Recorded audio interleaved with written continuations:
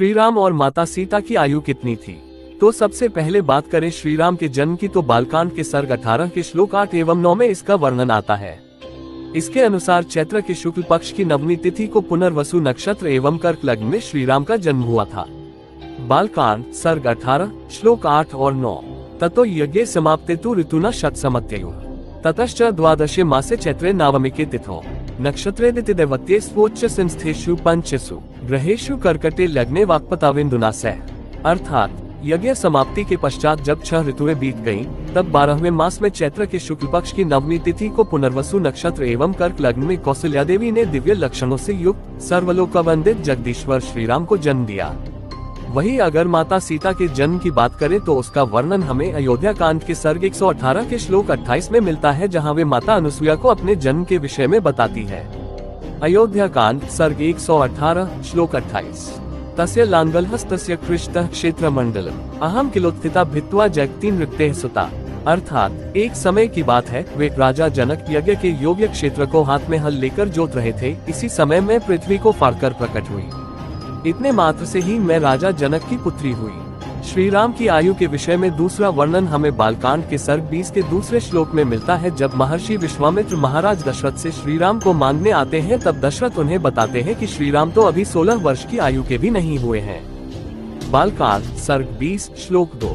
ऊनषोडश वर्षों में रामो राजीवलोचनः न युद्धयोग्यतांस्य पश्यामि सह राक्षसः। अर्थात महर्षि, मेरा कमल नयन राम अभी पूरे 16 वर्ष का भी नहीं हुआ है। मैं इसमें राक्षसों के साथ युद्ध करने की योग्यता नहीं देखता। अयोध्या कांड के सर्ग 20 के श्लोक 45 में जब माता कौशल्या को ये पता चलता है कि श्री राम को वनवास हुआ है, तब वे विलाप करते हुए कहती है कि अभी तो उनकी आयु केवल 27 वर्ष है। अयोध्या कांड सर्ग 20 श्लोक 45। 10 सप्त वर्षाणि जातस्य तव राघव अतीतानि प्रकांक्षन्त्या मया दुख परीक्षेव। अर्थात रघुनंदन, तुम्हारे उपनयन रूप द्वितीय जन्म लिए 17 वर्ष बीत गए, अर्थात तुम अब 27 वर्ष के हो गए। अब तक मैं यही आशा लगाए चली आ रही थी कि अब मेरा दुख दूर हो जाएगा। आगे अरण्य कांड के सर्ग 38 के श्लोक 6 और 7 में जब रावण पहली बार मारीच की सहायता मांगने जाता है, तब मारीच उसे विश्वामित्र द्वारा श्री राम को महाराज दशरथ से मांगने का प्रसंग बताता है। हालांकि उस समय श्री राम की आयु महाराज दशरथ ने 16 वर्ष से कम बताई थी, पर मारीच जानबूझकर रावण के मन में भय उत्पन्न करने के लिए श्री राम की आयु 12 वर्ष बताता है, ताकि रावण को ऐसा लगे कि जब वो इतनी छोटी आयु में इतने दुष्कर कार्य कर सकते थे, तो आज उनकी शक्ति कैसी होगी। हालांकि यदि आप माता सीता द्वारा बताई गई आयु को देखें, जो हम आगे बताने वाले हैं, तो श्री राम की 12 वर्ष की आयु उस हिसाब से बिल्कुल सटीक बैठती है। अरण्य कांड सर्ग 38 श्लोक 6 एवं 7। पुनर्द्वादश वर्षोऽयं कृतास्त्रश्च राघवः कामं तु मम तत्सैन्यं मया सह गमिष्यति बलेन चतुर्ण्येन स्वयमेत्य निशाचरं वदिष्यामि मुनिश्रेष्ठ शत्रु तव यथेप्सितम्। अर्थात मुनिश्रेष्ठ, रघुकुल नंदन राम की अवस्था अभी 12 वर्ष से भी कम है। इन्हें अस्त्र शस्त्रों के चलाने का पूरा अभ्यास भी नहीं है।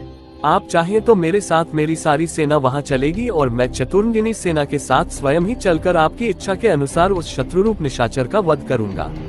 इससे आगे अरण्य कांड के सर्ग 47 के श्लोक 4 में जब रावण एक ब्राह्मण के रूप में माता सीता के हरण के लिए आता है, उस समय जब रावण माता सीता का परिचय पूछता है, तब बताती है कि वे महाराज दशरथ की पुत्रवधू हैं और विवाह के बाद वे 12 वर्षों तक अयोध्या के राजभवन में रही।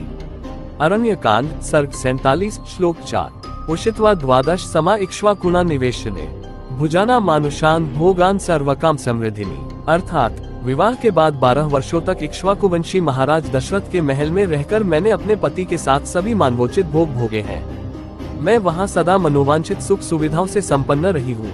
यही बात माता सीता हनुमान जी को सुंदर कांड के सर्ग 33 के श्लोक 17 में बताती है।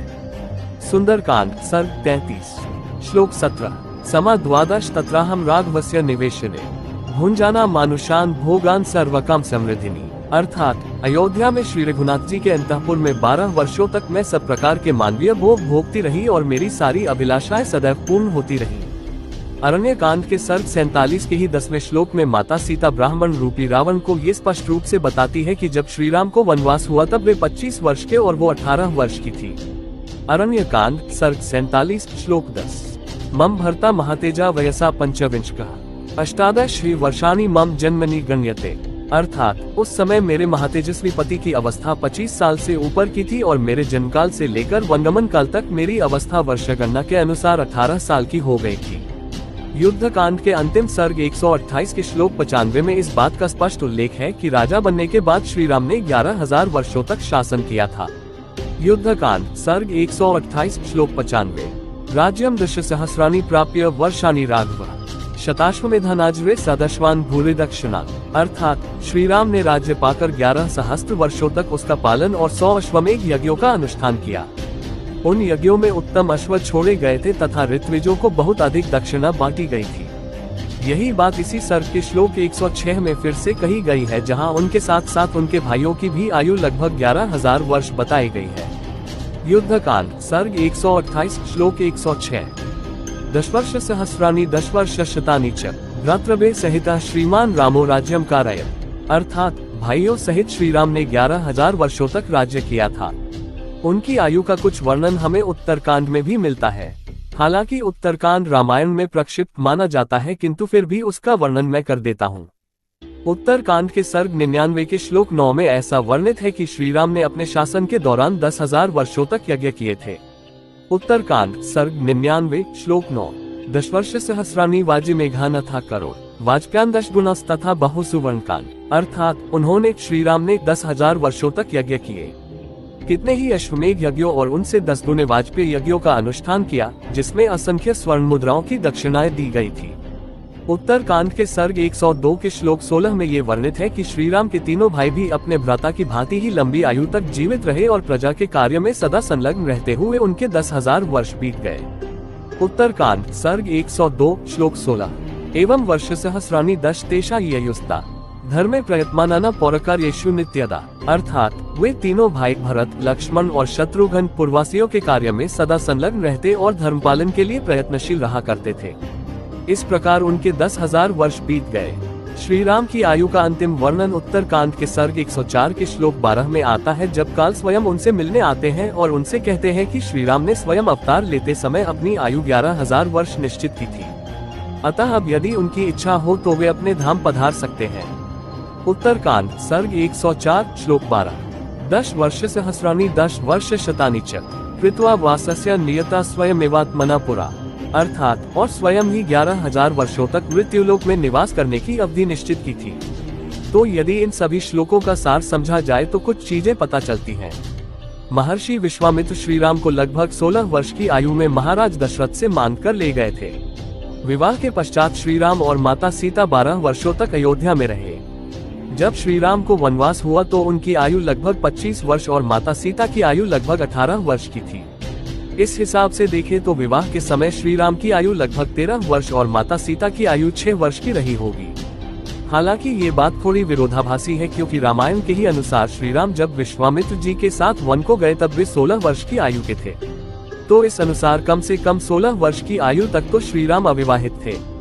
हालांकि मारीच ने जो रावण को श्री राम की आयु बताई थी 12 वर्ष, उसके हिसाब से तो ये गणना बिल्कुल ही सटीक बैठती है।